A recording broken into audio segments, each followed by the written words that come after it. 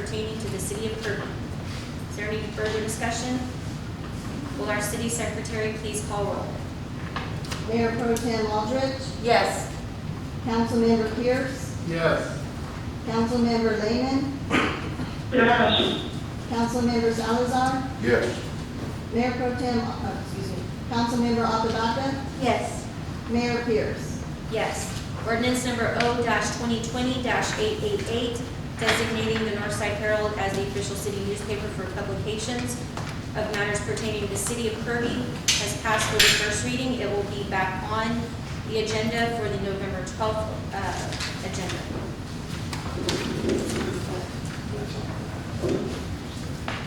We will move to item 8F, discussion and possible action on request by In Control Technologies, Inc.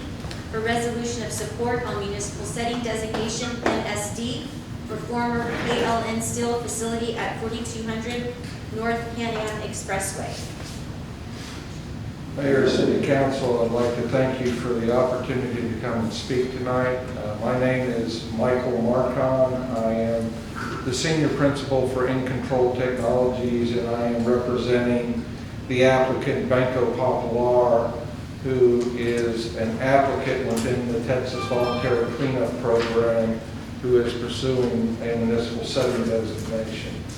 And we are seeking a resolution of support for an upcoming municipal setting designation. And so tonight I'm here to present the basis or the facts behind the case and to request the resolution of support and also to answer any questions that you might have. The facility that we're talking about is the former Friedrich air conditioning facility that was over on 4200 North Pan Am. Friedrich Air Conditioning sold the property to KLN Steel. KLN Steel was operating there and went into bankruptcy. And in the settlement, in the bankruptcy settlement, the courts awarded the property settlement for the debt to Banco Popular. Banco Popular did not realize the environmental issues that were present on the property, but has since agreed to take on the responsibility to remediate and to close out the environmental issues on the subject property. Banco Popular to date has spent $3.4 million cleaning up the property. So as we come tonight, I just want you to know that they have invested a lot of money. The bank unfortunately has lost a lot of money in the bankruptcy. But fortunately, through the Texas Voluntary Cleanup Program, the program is designed to encourage landowners to take properties such as the former Friedrich air conditioning property and return them back to viable economic properties. And you probably have noticed that there is a new property owner, and Banco Popular, spending the money, has cleaned up the vast majority of the property. They've turned around, they've sold that property, and East Group is in the process of building warehousing to support supply chain management. So the purpose of the voluntary cleanup program is being fulfilled in the actions. However, we still have some response action remediation that needs to be done. All of the soil has been cleaned up and remediated, and so now we're left to groundwater.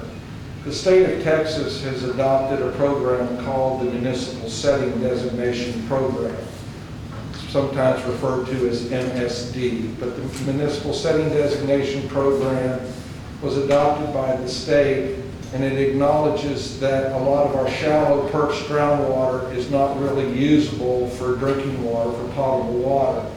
So they allow the use of this municipal setting designation to set that groundwater resource aside, prohibit its use as a potable water supply to prevent the potential exposure or ingestion of the groundwater.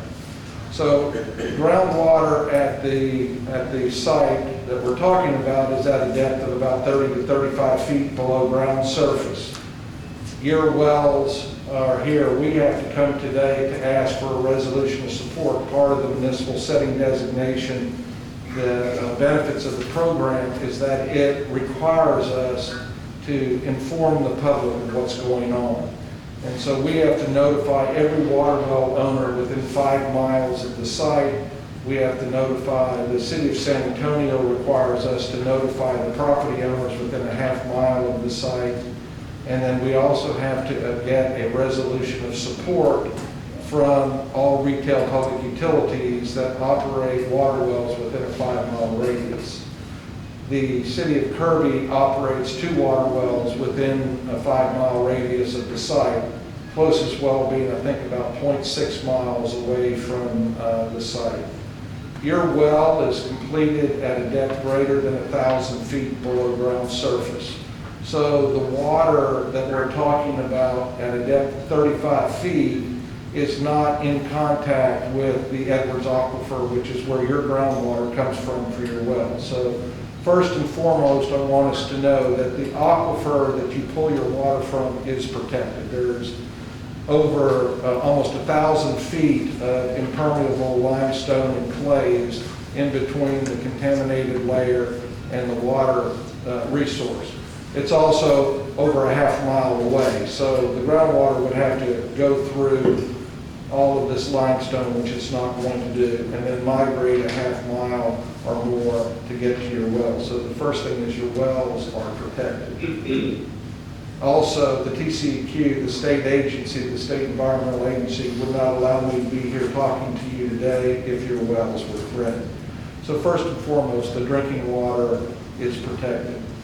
So by using the municipal setting designation, we will get an ordinance from the city of San Antonio that legally prohibits the use of groundwater.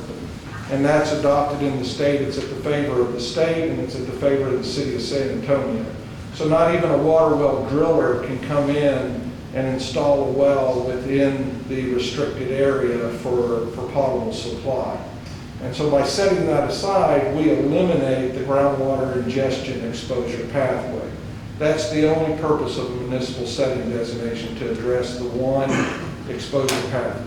We still are obligated by the state to address direct exposure with the chemicals, inhalation of particulates and vapors, ecological potential exposures, other potential exposures that are unrelated to drinking water.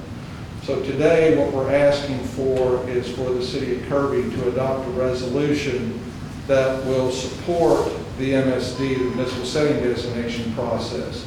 We've already have talked with, there's 4 retail public utilities. We talked with the other 3, and so we're down here, the last of the retail public utilities to talk to.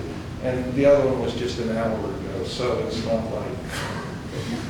So we're in the process of going, we have a public meeting set up on the 20th of October, and for the city of San Antonio to start the adoption process. And so if you have any questions, I'm more than welcome to answer those questions. So in other words, that property cannot be cleaned up, is what you're saying?